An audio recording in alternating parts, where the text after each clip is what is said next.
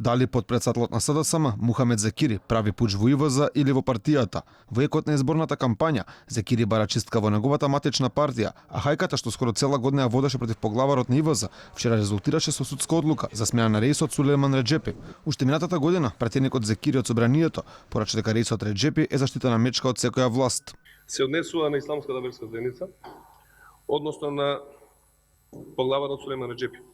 И начинот како овој човек ја води оваа институција, и сакам да прашам дали тој човек е заштитена мечка и дали тој е над законите на оваа земја и може да прави што сака. Премиерот Зоран Заев пак тогаш најави дека лично по негов налог инспекциите ќе ја проверувале работата на верските заедници. Трудовата инспекција ќе добие налог лично од мене како премиер, принципиелно да ги провери сите овие аспекти, за да можеме да преку вас го испорачаме одговорот кон свештените лица или муфтиите, имамите кои што постојат во Република Македонија. Во телефонски разговор за Алфа, Зекири отфрла негова вмешаност во одлуката за смена на Реџепи. Сепак војната на Зекири со ИВЗ влече корени одамна. Тој дури јавно ги повика имамите да не ги премолчуваат постапките на реисот.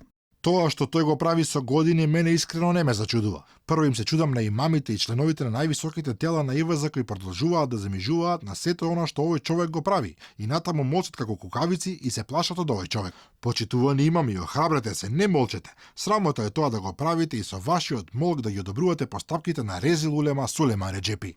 Што се однесува пак до чистката во неговата партија, каде тој е подпредседател, Зекири вели дека не станувало збор за никаков пуч. Тој ден по првиот круг од претседателските избори, резултатот го нарече горчлива победа и повика на одговорност во партијата, но и најдел од функционерите во албанскиот блок, со кој СДСМ е во коалиција на овие избори.